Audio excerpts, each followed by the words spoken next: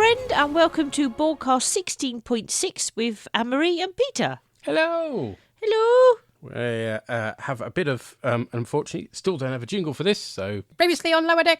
Probably was able to understand that incomprehensible line from Mariner about the eels in Veritas, because he watches with the subtitles on. That makes sense. Yes, which says a lot about some of the silly line delivery in the series. Yum. Mr. Michael Browning, a.k.a. Mr. Boss, had this to say: I enjoyed spotting the Star Trek 6 and other references in these episodes, but I do wonder what people without the Trek history get out of this. Yeah. Well, obviously, Sprog 2 doesn't have the Trek history, but they seem to enjoy it fine. Yeah. I think they enjoyed different aspects to it. Yeah, I think so. And like some of tonight's episodes, we were pointing stuff out to them that they wouldn't have got otherwise, but there's still plenty of stuff to laugh about. I suspect some of the silly stuff that doesn't work for us actually works for those who... Yeah, I think that's probably true. ...aren't so used to Trek. Yeah. Anyway, tonight's first episode is Crisis Point. Oh, you simulated the crew? Yeah, that way I could pre-interview so I don't make any mistakes when it's for real. I uploaded 7 years of entries from the entire crew's private logs. Aren't those private? And it algorithmically created a perfect simulation of everyone on the Cerritos. They'll respond exactly the way they would in real life. Ah. Hey, buddy, how's it going? Don't talk to me! I'm pissed off! Whoa, amazing! We had that exact same conversation an hour ago.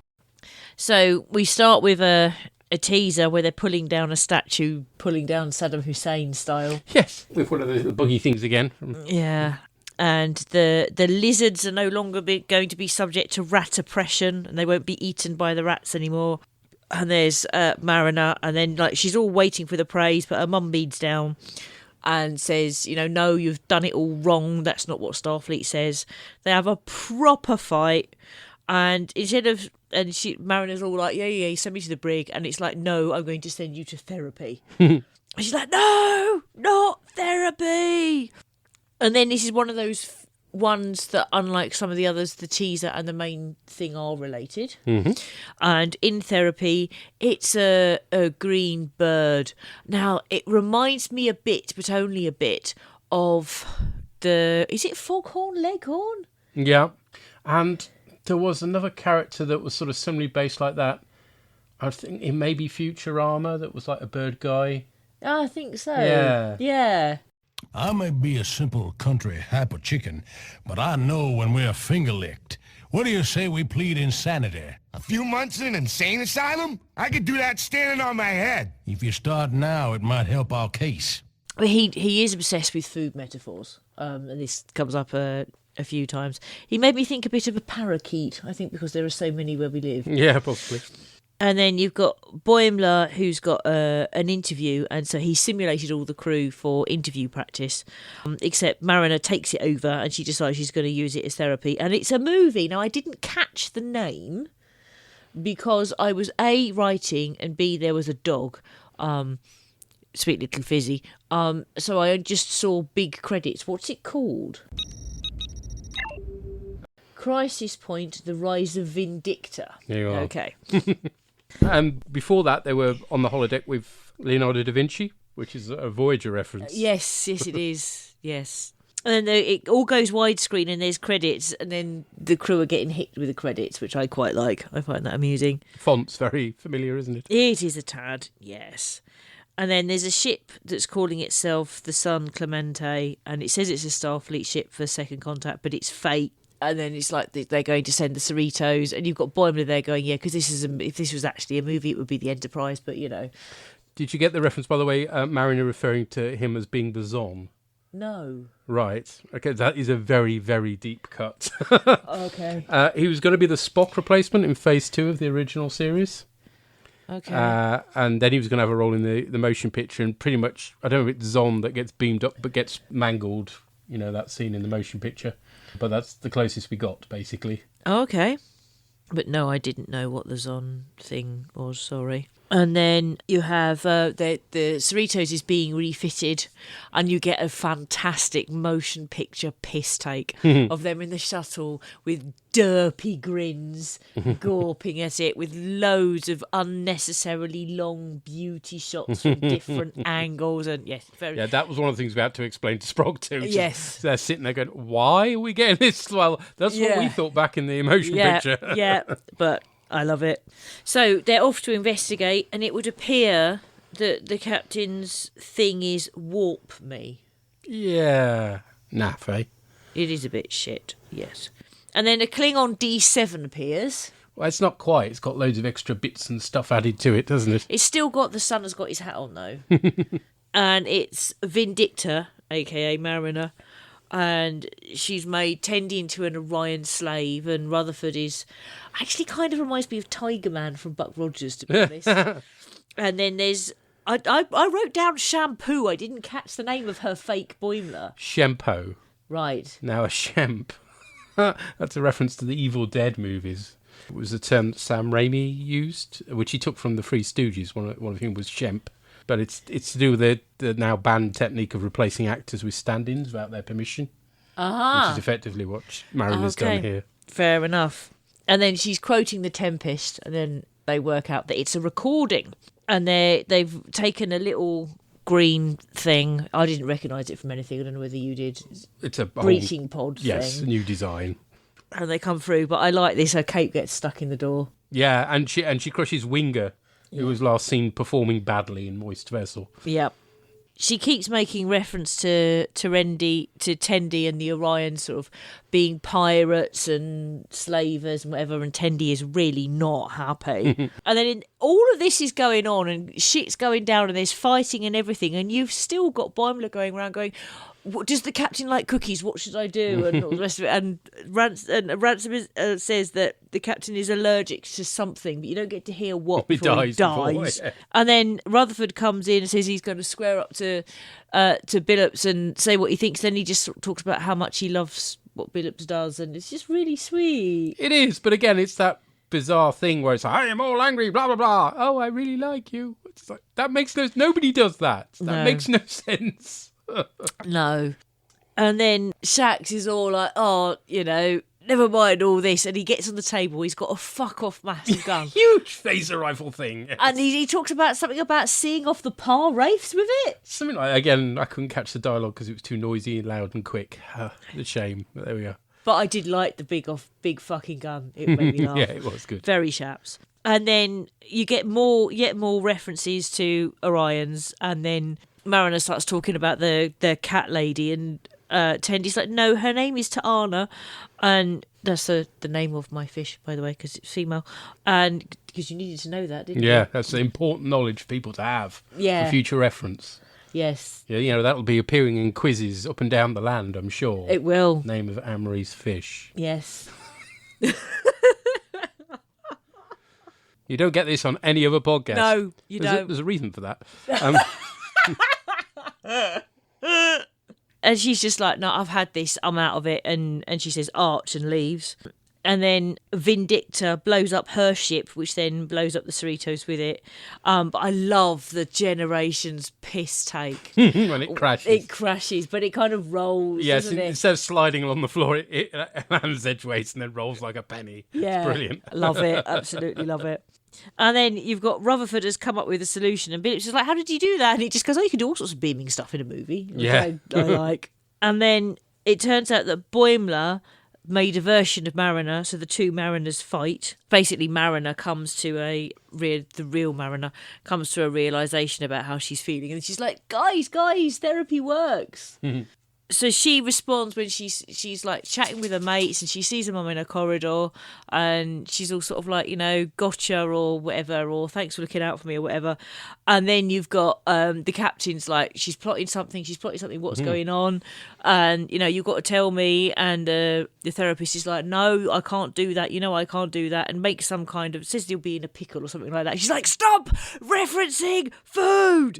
But then Boimler finds out, because he goes into the programme, the secret that Mariner is the captain's daughter. And as a result, he fails the interview because the captain thinks that he hasn't prepared. But why is it a secret? It doesn't make any bloody sense that it's a secret at all. Nobody else in the crew knows, despite the fact that clearly some members of the crew would know. Yeah. For instance, Riker would know. Or anybody who could read the crew files. Exactly. It's just stupid. Really ridiculous. But this has lovely Star Trek 6 credits at the end does. of it. Yes, and there's also a moment with a pod, like sort of Genesis-like. Yeah. Which has got, a Vindicta in it. Yeah. But then she gets shot by Oh, what's his face? Leonardo da Vinci. Yes, I like that. That was really cool. So, other than the stupid secret, generally I enjoyed this episode because where it's silly, it knows it's being silly. Mm-hmm. It's not trying to be anything else, if you see what I mean. I like that about it. I love Shaps and his big gun. That's brilliant. And I also like the whole thing with when they make up afterwards and Tendy's like, Orions haven't been pirates for like 5 years. Yeah. It's really, really recent. But then she's like, but I never have. And I like that as well. So Marina's annoying, but you understand why she's annoying in this. Yeah, I mean, the set... I mean, it doesn't work that she's on the same ship as her mom, clearly. Well, it would if it wasn't a secret. That doesn't work at all. But, well, as we find out in my episode, that then causes problems, so, yeah. Yeah. Hey-ho. Yeah, I mean, it's daft in that sense, but Marina's being OTT because she's working something out. Yes. And it's a fictional movie / holodeck setup she's working it out in. Yeah. And so I'm fine with it. That gives them a lot of latitude for some very silly things that don't matter because it's on the holodeck and not real. Yeah. So, yeah. That's true enough. But I love I think probably my favourite is the destruction of the ship, rolling like a penny, taking the piss out of Generations, closely followed by the motion picture piss take. I love both of those, and I do like the Star Trek 6 credits as well. So yeah, overall I enjoyed this episode. Mm-hmm. I find it hard to know what someone who doesn't like Star Trek likes about it, though, because the things I really liked were the callbacks, and if you haven't got that reference... Yeah, but I think, as I say, the silliness stuff works for people who aren't into Trek. Okay. So they're not sitting there going, well, that doesn't work. That would... You never have, daughter and mother without anybody knowing it. That's not an issue for, people like Sprog too, so... Yeah. I guess that's the way it is. It's been designed that way. But you do get an awful lot more out of it if you're aware of what they're referencing. As I say. There's some references back to previous episodes of Lower Decks even as well. I mean, Admiral Vassery we see was from Moist Vessel. He was on the mispronounced as Centaurs. Mm. So we had Jet, who's the one who sort of brings Boimler down when he delivers the cookies that would have poisoned the captain. Yes. They're doing continuity, which is nice. Yeah. I would say it was a good fun episode, and I say you can get away with a lot when you're doing a holodeck episode. Yeah, I think you can. Yeah. What did other people think? We've heard from Doreen. The penultimate episode was meh. They are. I think she's been paid by the word there. Short and to the point. Oh, well, so didn't enjoy it as much as we did. What did Parry think of this? Hello, Args. Parry here to talk about Crisis Point. Now, this, for all that it was a holodeck episode, I really had fun with this. This is one of the ones that genuinely had me laughing quite a lot. One of those. I think I was watching it on my phone the first time I saw it, and I was kind of laughing away and no one knew why. It was. I mean, that fly up when the whole way they suddenly go cinematic in the holodeck simulation. I think works brilliantly. The way they kind of, for want of a better word, James Horner the theme tune. And then they do the big fly up to the Cerritos. That was it's very on the nose for the fly up to the Enterprise D, and I mean with the engineer crying, I'm kind of feeling a bit seen, but that bit that really worked for her. That was fun. Now, considering Mariner was kind of doing her over the top villain thing, I actually kind of liked how she was called out on this one. So I know the main plot was her kind of working through things, but I like the way she was actually called out, and I think in this one we do find out a bit more about her. A question you guys have been asking is why is she in Starfleet, and the reason is she does actually like it. I think this is her kind of getting over some of her issues with Starfleet, and I thought that was actually an interesting bit of progress, that while she clearly likes mucking about a lot, I think when it came down to it, she did kind of, it was her holographic version kind of came up and did, sort of a bit of a thing about how she may be acting out because of, she does actually like Starfleet, but she doesn't like admitting to it. I even like and you think the warp core is awesome, you take that back. I thought it was great. What I also loved was how Boimler was, despite the fact that she'd completely altered the program and kind of ruined his training program to train himself in sucking up better. I like the fact that he spent the whole crisis going through basically still trying to get information. So yeah, I did like the jokes of they'd actually send the Enterprise normally, but I did like the when he's asking Ransom. What does Captain? I'm going to make her cookies. What does she like? And as Ransom's dying, he's going, "Yes, that's a good call. She has a sweet tooth." I just thought that was really well played, and I liked how she was. I liked how Mariner was called out on a lot of her stuff. The fact that Tendi doesn't like being called an Orion pirate. I do love the statement. Orions haven't been pirates for over 5 years, but it is that thing of that she has joined Starfleet to get away from it, and that effectively Mariner was being quite culturally insensitive. And of course, the bit with Rutherford, and I can go and tell my boss anything, and he basically goes to tell him he thinks he's awesome, and that they're just going to go and get a ship together and fly off into the sunset. I thought that was lovely, and just overall, this one just little things like when the ship crashes, there's a sign saying "ship crashed." So yeah, it did kind of end on what I'm going to talk about in the next episode. Spoilers. It does end on a bit of an unnecessary cliffhanger, I thought. But other than that, this one was really enjoyable. I had a lot of fun with this one. So I'll be back in a bit to talk about No Small Parts. But until then, bye for now. Bye. I think you're right. We do get more understanding of why Mariner's been like this. She's messed up, but the reason she's in Starfleet is actually she does like it, really, or at least aspects of it, and there are other aspects she struggles with, but seems to be really struggling with the fact she's on the same ship as her mum. Yeah, I mean, it's the reason why she's in denial over loads of things like liking the warp core and things. Yeah. Yeah. It's a bit messed up, really, isn't it? But there we go. It kind of resolves itself in my episode. Kind of. Ish. Yes. We've heard from the Llama God. Longest logs, gut date, fix the year, tree, fix it tree. I have had enough of me.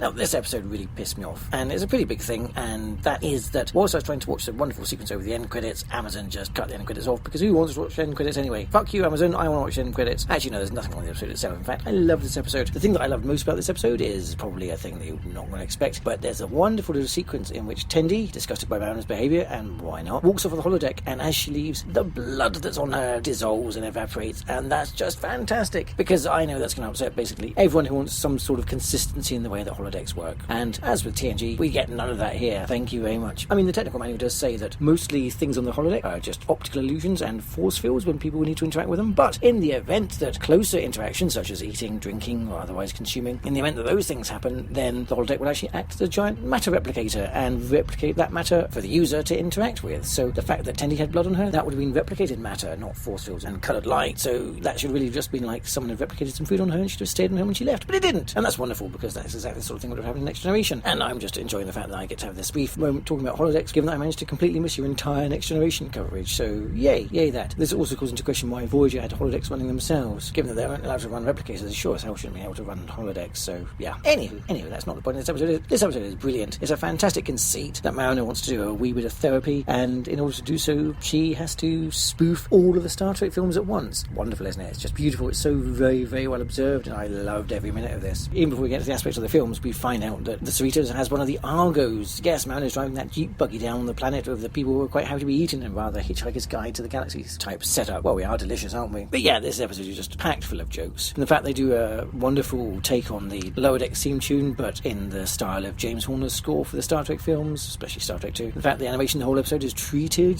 to look as if it's actually film. There's little scratches and things over the screen. Love that. And of course, there's the JJ lens flares. It's a low-hanging fruit, easy to grab, but if there's one thing this show isn't shy of doing, it's grabbing at the low-hanging fruit. So yeah, why not? And again, they spoof some of the best things about all the films. We've got the saucer crash, which has been done a couple of times now, and the way that it just rolls along on its edge is just, that's perfect. It's just absolutely stupid. The computer voice saying, ship has crashed. Yeah, that's exactly the sort of thing that we want to hear. In fact, we get a standoff with a Klingon ship, and it's a stolen Klingon ship at that. It's not even the original owners. Yeah, there's all sorts of stuff. Obviously, I really love the stupidly long fly past of the Cerritos. I absolutely love that bit. And the fact we get the question asked, who's on? Yeah, there's some really nerdy stuff there. I don't know how much much casual viewers would have appreciated this episode, but I don't care because I loved it. That's the kind of mood I'm in right now. Yeah, I loved it. And also really love the sweet moment with Rutherford when, given that he can tell any of the crew exactly what he thinks of them with no consequences, he tells Billup exactly how much he likes and how much he admires and appreciates him. And that's a really sweet moment. I love it. It's a total inversion, the sort of thing that you normally expect to see happening on a holodeck. So yeah, loved it. The actual story about Mariner finding herself, I mean, yeah, if you want a bit of insight into Mariner's character, then I guess we have to. She is the main character, isn't she?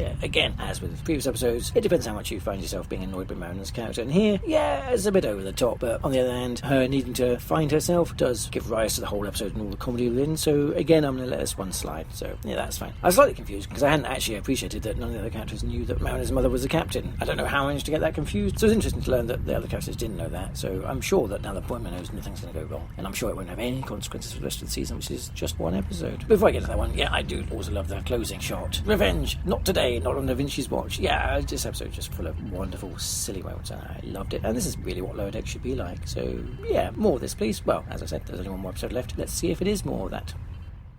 We want to say fuck you, Amazon, too. It did the same fucking thing to us. Yeah. It really pissed us off. End credits pain. Yes, that was very annoying, but there we go.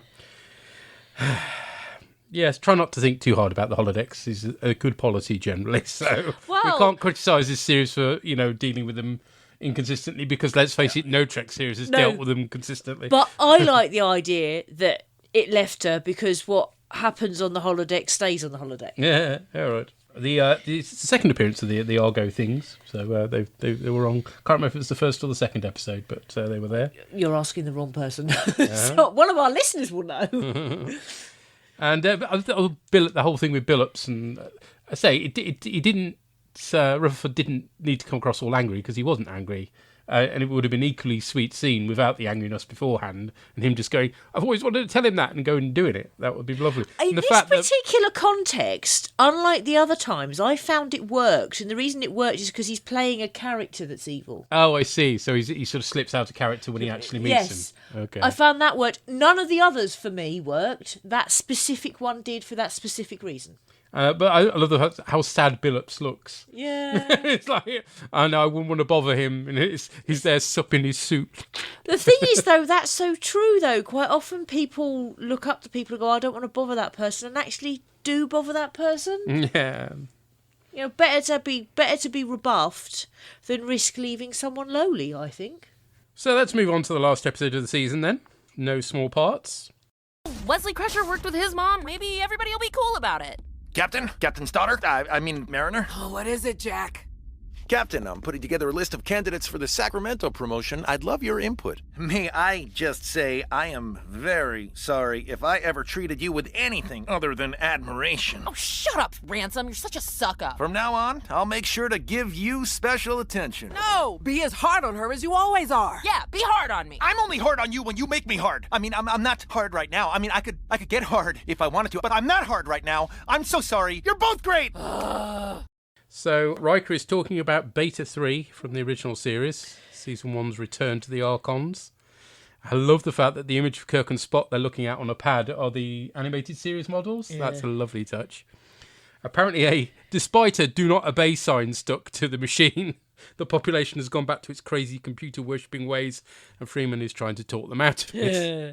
Amusingly, Riker calls Kirk's era the TOS era, standing for those old scientists, for, to be frank, reasons that don't make sense. No, but I like that. I like the reference. But Scotty wasn't a scientist. Anyway. Well, no, yeah, he was, because he was an engineer, so he must have been. Engineering is a science. Kind of, but I don't think of him as a scientist, he's an engineer. Yeah, but engineering is a science, not an art. Freeman rightly complains about the Federation's approach as some intervention with societies, which is... I love that, some interventions. Yes, that's like the worst of all worlds, isn't it? Yeah. Meanwhile, Mariner is handing out art supplies to the population. Surprisingly, Boimler is helping her, although his communicator is stuck on, so the bridge crew are hearing everything that is going on, including Riker getting gypped from Mariner, and Boimler revealing that he knows Captain Freeman is her mum. The captain then beams them directly to the bridge. Cue very painful, awkward teaser. We're introduced to yet another California-class ship. Hey, the USS Solvang. Again, cheap. It's Captain Dayton's new command, following the loss of the Ruby-Doo and much ado about Boimler. They're attacked by a big, nasty-looking vessel which grapples them when they go to warp. It reminded me a bit of the what's the baddie in Discovery Season 3 with her big ship? Oh God! Yeah, Orion Lady. Orion Lady, baddie face. Yeah, reminding me a bit of that. We're good at this, aren't we? Yeah, total professionals. Rutherford has found a new button on his cyborg bonds that shifts his mood, because that's a thing that they'd include, clearly. It includes a British mode that makes him sound like Dick Van Dyke, so that would be an English mode at best, or a Mockney mode, more accurately. It's a Dick Van Dyke mode, that's all it is. Yeah. Tandy has been put in charge of giving orientation to a new crew member, an exocomp. I love that it's an exocomp, and I love the way they do it, that it's got the colours on. Yeah, the division colours. Yeah, love it. But otherwise looking exactly as it did in Next Generation. Oh, absolutely brilliant. Although now able to talk, which obviously helps a bit. But yeah, no, but I love it though. I sounded all sort of West Country then, didn't I? Yeah, love it though. But I love it though. I love her. Riker illustrates why Mariner, being Freeman's daughter, should have stayed a secret by sucking up to her. To be frank, the real problem is that they should never have been on the same ship. And let's face it, Riker would have had access to her personnel files, so would have known anyway. So it's all very silly. It is very silly. I mean, they could have been on the same ship if they got on. You know what I mean? There could have been a mother and daughter on the same ship without an issue. But these particular people clearly never should have been. No, certainly not at this stage anyway. Mariner is approached by a crewman who she went on a date with, who claimed Wolf 359 was an inside job. Oh, and then later on... I'd say that was silly, but, you know, how stupid are some people in the real world? I know, and then later on he complains that changelings aren't real and the Dominion War didn't happen. Although, to be fair to him, ironically, Wolf 359 was kind of an inside job, because it was Locutus who was Picard. Yeah, so he's not completely wrong, but yes, then he goes on about the Dominion War and so, oh dear, oh dear. He, along with various other crew members, attempt to use her to get favours from the captain. Apparently, Ta'ala wants to mate with Shax or skewer him with her coital hooks. I love that.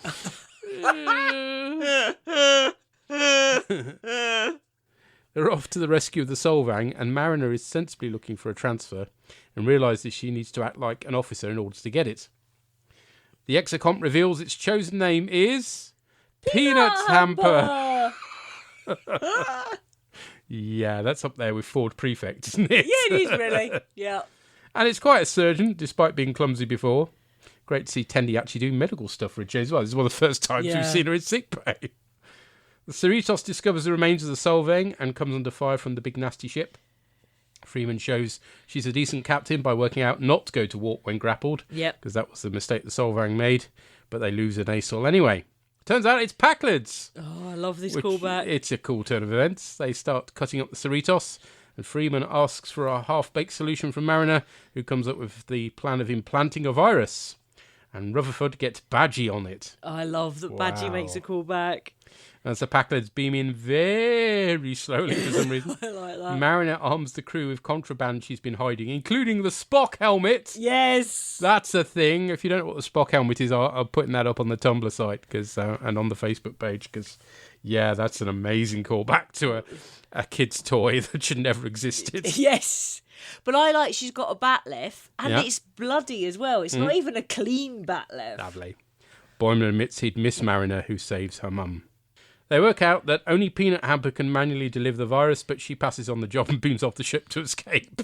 Bit like in They're All Gonna Try and Pass, isn't it? It's a callback to the actual episode the exocomps are in. They have to be sent into danger. But it's a reverse of that. Yes, it is, actually. Yes, one of them chooses to go in. Yes. But Data's defending their ability, whereas this one, almost as a result of Data's ability to go, defending them to say, no, you can make the choice. This one goes, no, fuck off. Oh, yeah. Instead, it's Rutherford to the rescue, although with the help of Shax. I love this. Blasting away with the shuttle's phasers like a loon. The virus stops downloading because Badgie wants Rutherford to die first. Shax rips out the ensign's implant to rescue him and sacrifices himself to save the day. Oh, no, my favourite character. How dare you? But very Tashiar, isn't it? Yeah. Original security chief goes down. Except this way, not quite so cheaply, thankfully. Yes. Yeah. With Mariner in the captain's chair, which just about works as seemingly all the other officers on the bridge are ensigns, 3 more Packlid super ships warp in. Now it's time to get anal about spaceships. Took a trip on the Gemini spacecraft. And I thought about you.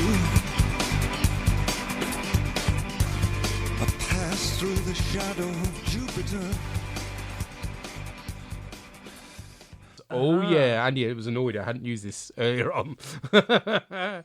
Because this is a nice... Yeah, when I was claiming that reusing the California class was constantly being cheap, all three of these ships are slightly different. Yeah, they're cannibalised in a slightly different way. I mean, they could quite easily just done cut and paste, but no, they did haven't. actually follow the logic of the Packlett's building these ships patchwork-like. But all of them have got the same sort of eagle-like bridge. Yeah. Because that's the design of the original Packlett ship. Yeah. So, complete kudos for the effort there. That's excellent.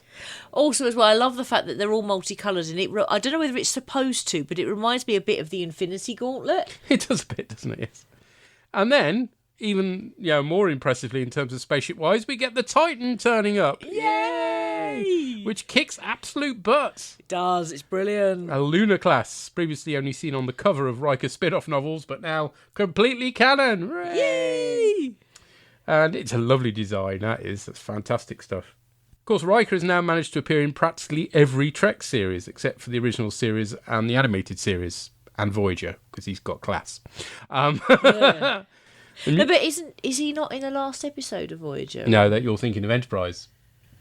Okay. He's not in the last episode of Voyager. We don't speak of the last episode of Voyager. Okay. But yes, no, he didn't make an appearance there. Quark did, right at the start. So that was the bit of crossover. That's right. I knew there was a crossover. Yeah. I'm a bit mixed up between my crossovers because I'm drinking too much cider. What a shame. And the music goes all Next Generation theme as well, which is wonderful. I love it. Troy's there too, with Marina providing the voice. Yay. Yay. His first officer appears to be the same species as Linus from Discovery. That's a Saurian. I like that. Yes, I Fraptious like that. Joy. Cool. Yeah. And also I love that it's Riker that's been supplying Mariner with the contraband. It fits, doesn't it? Yep. So lots of joy, but can you guess what the one thing that annoys me is? No, but it's bound to be... uniform. Yeah. I should have bloody guessed. Why are they in those uniforms? Everybody else has changed over.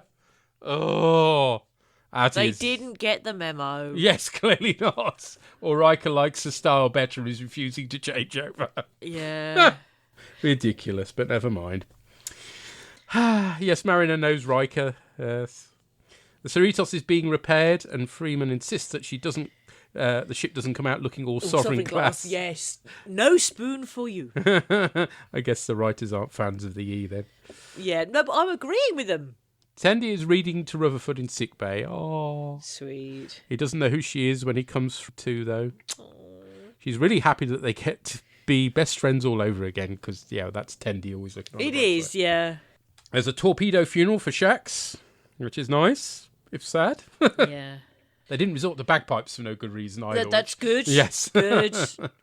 There's a debrief between Freeman and her daughter where Mariner rightly points out that Starfleet is good at observing but not monitoring. Yeah. Hence the Archons and the Packleds getting out of hand. Yep. They agree the ensign's approach has its uses, which I think is a bit of a false conclusion. Marika can do the right thing when she wants to, but that's not the point of being in a military organisation. Yes, the contraband helped, but they, really should have access. I mean, they were on their way to the armory, weren't they, to get phases? Yeah. But there should have been phases on the bridge. I mean, in the past, there have been little panels where they've... But this so reminds me of the whole bollocky thing we got cross about with Michael in Discovery. Yeah. It really feels, to me, it's got really the same vibes. Oh, I'm sorry I told you were wrong when you were wrong. Wrong, exactly. You know what I mean? Yeah. It's like, you were wrong. I was right. But the difference is that the Mariner is inconsistently wrong. So she knows what the right thing is, but she purposely does the wrong things at times to ensure that she doesn't get promoted. Yeah. Which is just, bizarre. Because you can just say no to a promotion. You don't have to get promoted. No. Ridiculous. You don't have to be incompetent in order to do it. I mean, that suggests that all ensigns are incompetent until they get better and get promoted, which clearly can't be true. So anyway. No. Prime Riker gives Freeman a hug, whereas Cerritos Riker at least has the class not to hit on Deanna, what with her being married and all. Yeah. Instead, he asks to be introduced to some of her Betazoid friends, but she points out that they sense his insecurity. And then he's like, I can go with that. You can blow with this, you can blow with that. You can blow with this, or you can blow with that. Or you can blow with this, or you Not bad, not bad. Boimler gets a promotion and a transfer to the Titan. Mariner keeps calling him cheesed off. Yeah, I like that. Riker emerges from the holodeck. I'm sorry I'm late. I was watching the first Enterprise on the holodeck. You know, Archer and those guys. What a story. Those guys had a long road getting from there to here. Course set for the Talgana system, Captain, awaiting your command. Talgana 4. You know, they have a little Risa. Oh, so then should we take the little Horgan? No. Let's take the one we always use. Ahem. Right. Give me warp in the factor of 5, 6, 7, 8. Oh, the jazz.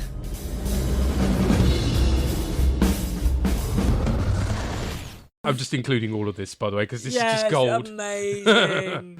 Meanwhile, peanut butter hamper floats off into space. Going, help! Which I like. So, yeah, that bit of business with Mariner and Freeman and the uniforms aside, this is an amazing episode. I mean, this is as good as any Trek episode, to be honest.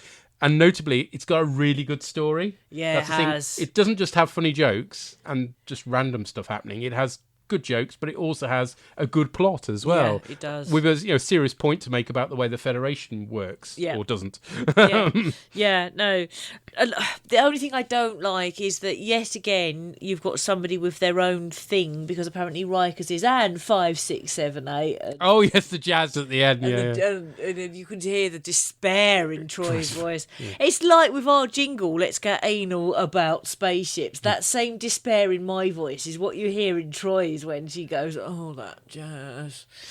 So I kind of feel like the series is really, unfortunately, ends just as it really hits its stride. So these last 2 episodes are really good, and then it ends. So hopefully they'll keep up that sort of level of decent plots as well as jokes. Yeah. In the next series, because I think we're getting one. So I hope so. I believe so. I think it's one plan. Obviously, it's an ideal series for lockdown because it's very easy to produce it that way. Yeah. So.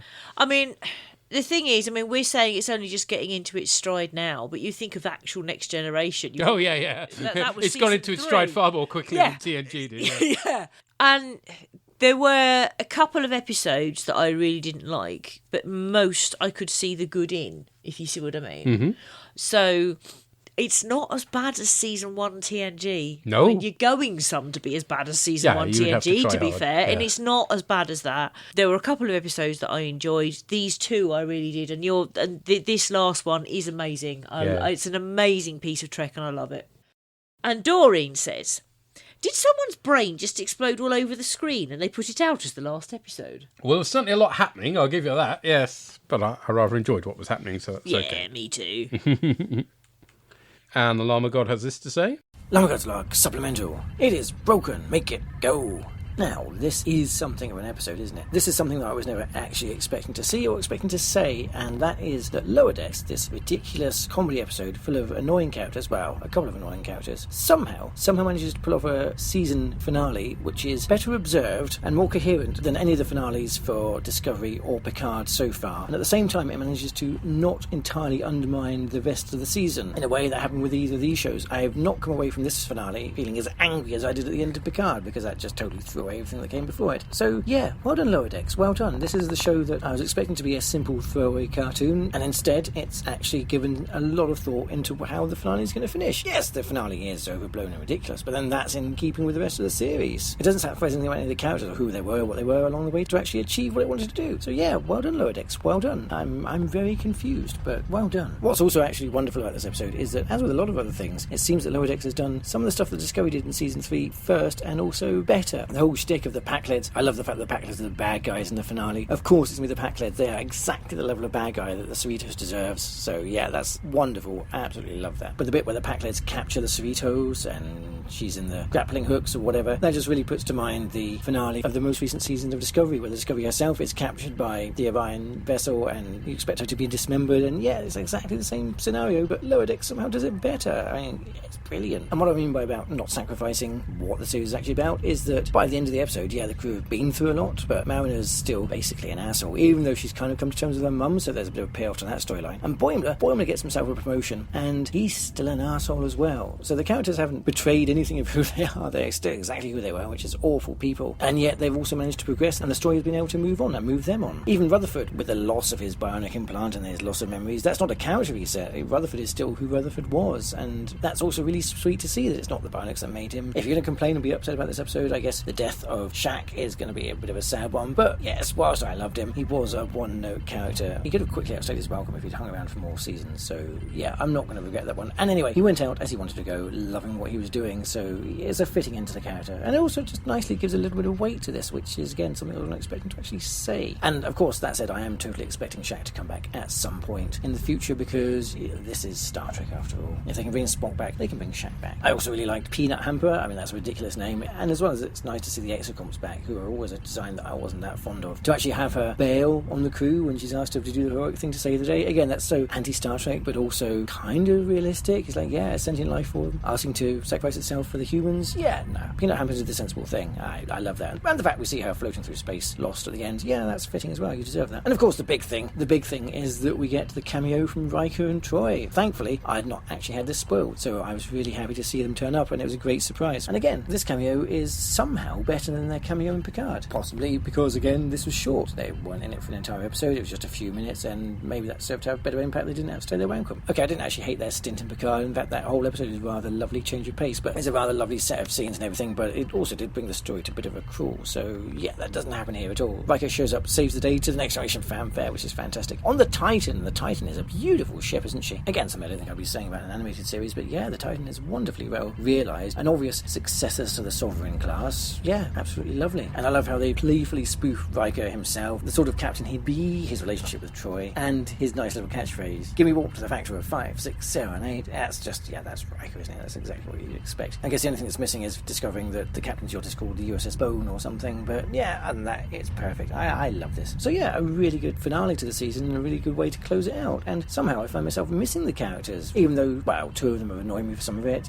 I'm kind of wondering what's going to happen next season. Are we actually going to see Boimler again, or is it going to be a new character rotating to the lower decks where Mariner's going to have to find her feet with them? Or will we get the old Starfleet Next Generation reset button and he'll be back with no real explanation, and are they just going to keep going with that? Because that's also a spoof of, Worf showing up in the films or something. I don't know. But definitely, this was going to be an odd series. It's like, I don't know how we're going to take this. It's very not the usual type of Star Trek. But I think, overall, it has shown itself to be a very Star Trek series at times. It's not been mean, it's been kind-spirited, and it's also played around with ideas that your average Star Trek TV series would do. And also, usually, many of them in the space of one episode. So, yeah, I've actually really enjoyed Lower Decks. I'm really looking forward to seeing more. So, as ever, I'm looking forward to finding out what everyone else has made of this and the season. I hope everyone else is keeping well, as the packleads in charge of our own countries are desperately trying to make it go faster. And until next time, glory to Unicast! Thank you! Yes, it will be interesting to see what happens with the next season, whether they pick up with Boimler just reset and back on. I love the idea that they might, as a spoof of the whole war thing. It wouldn't surprise me. Or it's an opportunity, of course, for them to take 4 different characters and make it different as a result. There's no reason why Lower Decks always has to be about the same people, so we shall see. We shall. I like the idea that perhaps Shax will come back, just because, people don't always stay dead. Yeah. As long as they do it as a spoof of something. If they do it as a spoof of, give me Genesis or give me death or whatever, I'm happy with that. But if he just comes back without spoofing Star Trek 3, I will be disappointed. But if they spoof cider.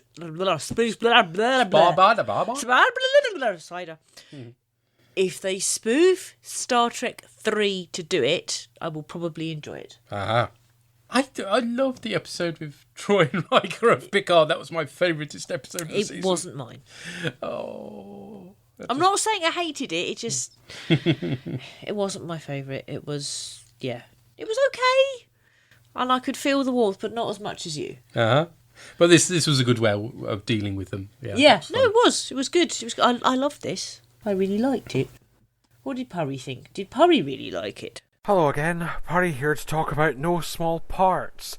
This episode should be actually a mess, and really, it shouldn't hold together as well as it does. If you look at it, so many of the plot points seems to have so much it wants to do in one episode. It's almost like they had a bit too much material and wanted to squeeze it all in. So if you take, for example, the cliffhanger from last time's kind of almost addressed and then ignored, it does become a sort of initial catalyst, and then for a chunk the episode's about Mariner pretending to be a good officer so that she can get transferred off and maybe vanish into the ether again because she likes flying under the radar, but everyone knows that she's the boss's daughter now. While of course, and that's you'd think the episode was going to be about her and Boimler competing for promotion, but then they get attacked by the Packlids, and I mean it's great fun with the Packlids just doing their, the idiots, but they manage to get even more tech just by acquiring it, and the sort of whole attack with the Packlids, and we get that, but then there is also it's kind of the way the episode kind of just has so many different bits going on. You have Tendi dealing with an exocomp called Peanut Basket, who turns out to be a bit of a dick, but there we go. And Rutherford, of course, to defeat the Packlids has to resurrect Badgie, which I did like as a reference.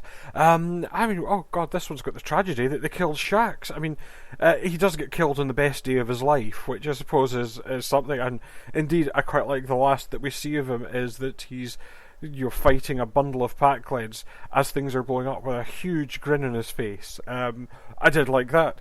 Of course, the Riker-shaped elephant in the room. Yes, Riker comes to the rescue. I do apologise if you're spoiled by this, because it was a surprise moment.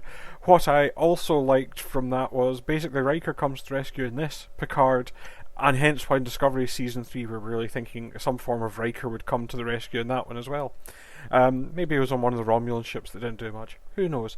But yes, there's a lot going on, and to be honest, nothing's particularly well served. There are some nice ideas as well, though. I did like the idea that they're talking about second contacts, all well and good, but they do, quite often, particularly in the original series, indeed those old scientists, TOS is now canon, that yes, they didn't do much follow-up, and maybe that might be, I think, a few people have contemplated that could be a bit more on what Season 2 is going to be. I hope it doesn't just go into that, because otherwise, I mean, again, I love the Return of the Archons reference with, stop obeying Landru, but I do wonder if it was going to be a reference to an episode of Star Trek in the past every time, that might get a bit tedious.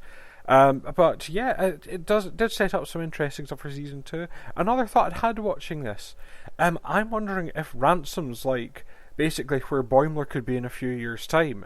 If you think about Ransom as an absolute suck-up, it's one of the things, for all that they kind of made him concentrated Riker, he kisses ass a lot. And I wonder if he's basically a buff Boimler. If Boimler went and lifted some weights, then he'd eventually end up first off with someone, because he's good at kissing up. So I quite like that. But yeah, overall, I mean, for all that it was a mess, it was a glorious mess, and I did enjoy it. I mean, one thing, that episode did not sit still for 5 seconds. It was just jumping between things constantly, and while it might have been, it verged on incoherent, but I followed it well enough, and I had a lot of fun with this. And yeah, again, all the contraband popping out, and a reference to the Spock hat, if you looked in the background, always nice to see that particular bit of Star Trek tat. So, normally I'd say here that if you want to hear my views on the season, I did appear in The Great Derelict talking about it a while ago, and you should probably go and look at that. If you want my in-depth views, do that. For this, I enjoyed it. I think one of the things is humour is difficult and humour is subjective. Humour is far more likely not to hit than drama. Drama can actually hit a lot of buttons regularly with more people, so I can totally understand if people weren't enjoying this or didn't quite find it as fun as I did. As it is, I think this was a little bright spot. It was a nice relaxing series, didn't make you think too hard, and had a lot of fun with the Trek tropes. As always, I'm also interested to hear what people who don't have the Trek knowledge think, because I just wonder how much of it wouldn't work. I think someone's mentioned that on Facebook. But as always, do keep up the good work. I always look forward to the podcast, and my Buck Rogers DVDs are in the post, so I'll be getting back to you on that when it starts. But until then, bye for now. Bye! I'm sorry in advance. This is the happiest Shax has ever been. Smile on his face in his final scene. Yeah, I just wish they didn't have to kill him off. Yeah, yeah. He's the best character. Ooh. I know, yeah. And interesting that Ransom does kiss arse a lot, and is he a buff Boimler? Yeah, I guess. Maybe-ish. They're both equally stupid in many ways, so yeah. But funny you should say about people who perhaps aren't sort of so into Trek. We've heard from Martin Thompson on the entire series of Lower Decks. He's been working his way through Next Generation. He's been following the newer Star Trek series, but I'm guessing that some of the references he won't have got. So let's Because find he won't out. have got there yet. Yeah, exactly. Let's find out what he thought of it. At least he'll know what the Packlids are. That's season 2. Yeah, he's definitely he'll have got got that. I think he's Yeah. up to about 5 or 6. So yeah. Hi, it's Martin here with some thoughts on Lower Decks Season 1. Overall, I really enjoyed it. The first episode took a bit to get into, particularly the opening scene with Mariner just being so obnoxious. You don't seem to have a moment just to pause for breath as she's piling all this shit onto Boimler. But yeah, I thought it evened out by the end of it, and I really enjoyed it by the end of the series. I thought it was a strong opening season. There were some things that worked, some things that didn't. I mostly agree with you about things like Veritas, which, yeah, I can see what they're trying to do there with the trial scene, but no, it didn't really work for me. The explanation was just too laboured and too like, oh, it's got all the trappings of a trial, fair enough, but no, it's going to be a kid's party or something. And Tendy's mistaken for a cleaner, but she's only supposed to be on the transporter. I don't know. I agree with you about the two main characters, though. Again, Mariner being the best of the best of the best, and she never puts a foot wrong, and she's got a Ferengi friend in the second episode who's helping her out, and again, she just seems to get in, just seems to land on her feet no matter what she does. But I felt by the end of the series, I thought she was a bit more established. I thought we got a bit to learn about why she's still in Starfleet and about her relationship with her mother, particularly when we get to the movie episode, which I really enjoyed. So it'd be interesting to see where we are going forward. With Boimler as well, I started to feel sorry for poor Boimler as the series wore on, as everything that kind of happened to him. But yeah, I didn't find him that annoying. I mean, he's a typical kind of everyman character. I did love the idea of the Boimler effect, though. The one of the most upstanding, hardworking people in Starfleet, and he's now the byword for cutting corners and slacking off. Yeah, that's a time travel episode if ever I saw it. You go back, you meet someone, and they're not entirely how you think of it. And also as well, the fact that he was carrying the parasite all along. In the Cupid's Errant Arrow episode, which again was another one I really enjoyed. Tendi and Rutherford, I thought they were quite good supporting characters. Always enjoyed their plot lines. Tendy's dog as well was a lot of fun, just changing into different things. The rest of the crew were okay. I quite enjoyed what they're doing. Although why the Doctor is a cat, I'm not entirely sure. I know you mentioned it was another species. That appears in some obscure Trek lore somewhere, but he just seemed a bit off for me. But I've probably got used to it by now. But that does bring me on to the references, which was something I wanted to bring up about what it's like as a newer Star Trek fan coming to this. I didn't mind it, to be quite honest myself. I mean, where I am with Trek at the moment is I've seen the movies, I've seen Discovery, I've seen Picard. I'm 5 seasons into Next Generation, and I've seen a handful of the other episodes of other series. But from what I could do, I could spot when there were reference was coming. Everything on the board Mariner had in the Cupid's Arrow episode, and the Salt Vampire especially. I could just see that, and I just thought, okay, well that's a reference to something. Okay. But again, I don't think it didn't really spoil my enjoyment of it. In fact, it'd be probably something to be nice to go back to, just spotting everything along the way. But then I enjoyed the references too, the ones I got, the parody of the motion picture as they're flying out to the Cerritos. And of course, the Packlids in the final episode. It's the Packlids. I've actually seen the Packlids. I liken it to being at a party a bit. If you're going to a party, you've got maybe like 5 or 6 friends there with you, and you're having a good time, but then the dude comes in and just knows everybody, and that guy's having a much better time than everybody else because he's kind of knows everybody. So that's kind of the way I feel about it. I can't imagine what it is coming to this new, if this was your first Star Trek series, but then some of those references might go over the head unless you're spotting a reference. I don't think you're worried about that. Really, but it does. I think it does enhance it sometimes if you do know a little bit about the series. And of course, I've also got a backing of about 30, 40 years of watching sci-fi TV, so I know roughly things about the tropes and this. Okay, so I hope you like this slightly rushed cardboard attempt at feedback of season 1. Just again, overall, I enjoyed it. Looking forward to season 2. Okay, thank you. Really enjoying the podcast and the coverage of the show. Okay, cheers. Bye.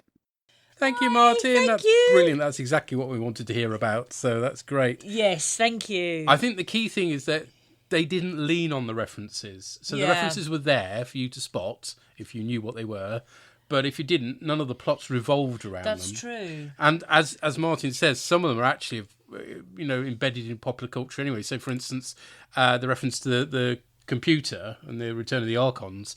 If people don't know much about Trek, they'll know that quite often the original series is all about Kirk outwitting computers. Yes. So, you're going to get that even if you haven't seen the episode. So. Yeah, that's true. And I mean, as things that someone who didn't have the background enjoyed, anyone can appreciate Tendy's dog. That was good.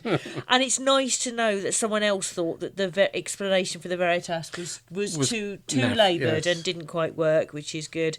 And we're glad you recognised the Packlins and got to enjoy that too. There you go. Yeah, now to Anna, the doctor, she's a Cation. I think that's how you pronounce it. Yeah. And they were a thing in the original series, animated series. One of the regular crew is a Cation. Mres? Yes, I think so. Yes. Sorry, I know all the names because fish. Uh-huh.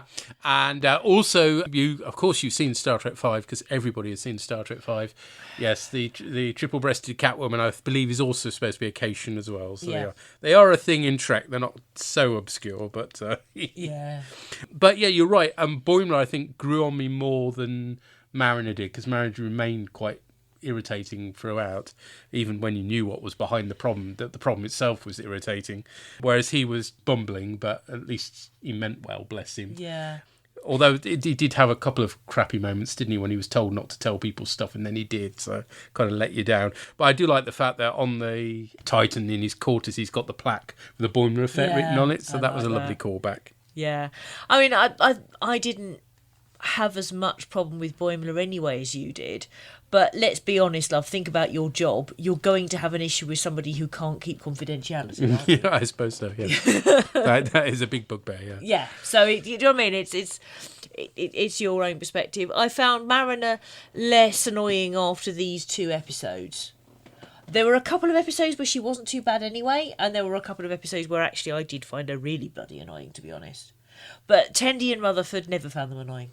So then, this does then bring us on to what we're covering next. Yay! So new things, shiny. On this feed for Easter Day, although if you're quick enough, you caught it today because it accidentally leaked out for some reason. I managed to tuck it back into the feed. But yes, we have our traditional Easter special on Easter Day, covering something Patrick Stewart related. So the Picast or Piecast? Yes, the Piecast Easter special. Yeah. It's certainly special. Anyway, there's that. It does have an Easterish theme, vaguely. Yep. We've got one more Borgcast Galactica episode to cover next week. And then we're finished with... So it's all come together quite nicely. It's almost if I planned this with a spreadsheet and everything. So we're after that, 2 weeks after that, Borgcast Galactica will be starting to cover, as you've already picked up, Buck Rogers. Oh, yes. 2 seasons of that joy. Yeah. But that'll be a nice, refreshing change from the grimness and bleakness of BSG. Yeah, whereas on this feed... After the Picast, we will have...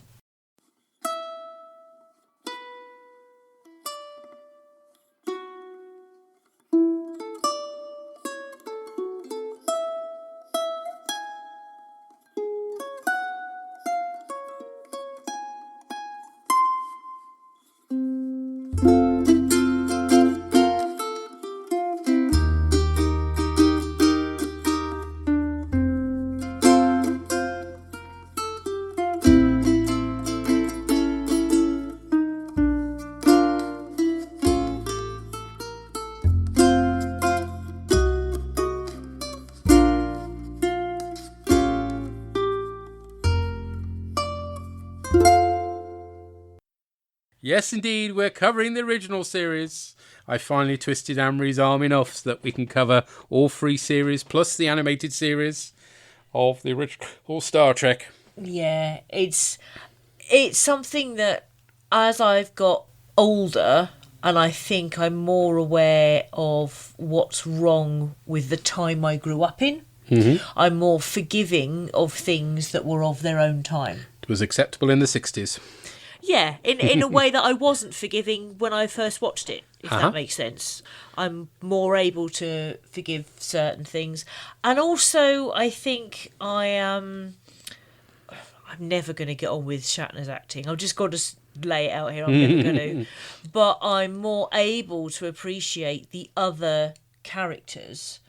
And there is a warmth to the series that I have to say at the moment, the way things are, and having done BSG, give me the warmth. Bring it in. So on Thursday, the 8th of April, we shall be covering The Cage. Yay! Ooh. Which we watched comparatively recently for Discovery. We did indeed, yes. That's probably the original series episode we've seen most recently, ironically. But there we go.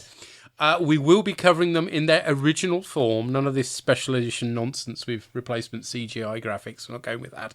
But feel free to watch that if you want to. I mean, the stories aren't radically different or anything. It's just that instead of a blinky light, you'll get an actual CG model and then you'll go, wow, that looks amazing. Now it makes everything else look old. That's my problem with it, basically. So we shall also be following the production order, because there are varieties of orders you can cover the original series, because obviously there wasn't an awful lot of continuity between episodes. But to be honest, the only continuity there is in production order. So things like there'll be slight changes of the uniforms to begin with as the things bed in.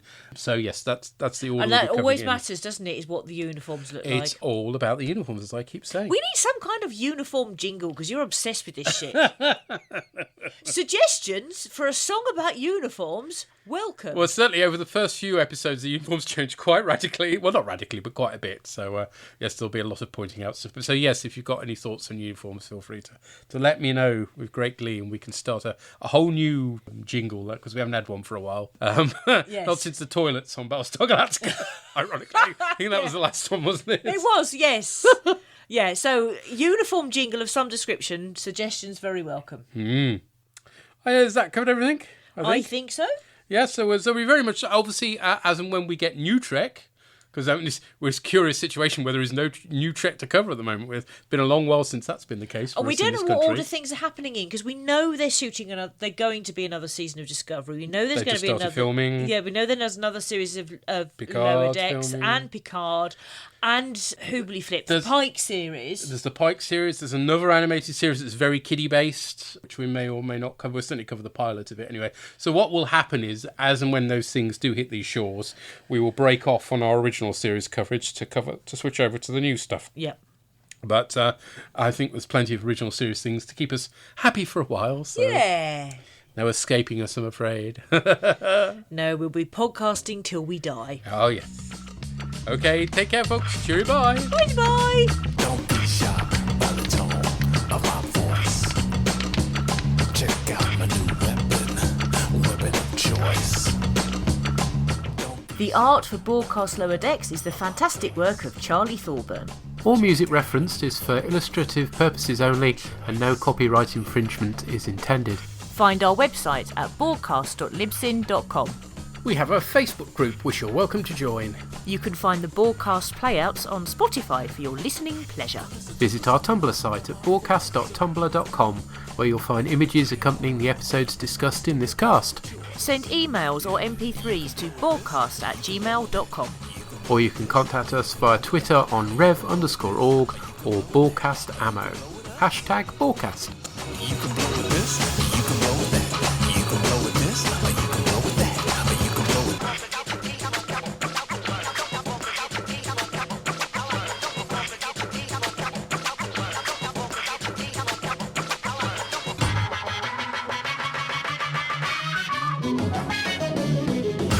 Walk without rhythm, it won't attract the worm. Walk without rhythm, and it won't attract the worm. Walk without rhythm, and it won't attract the worm.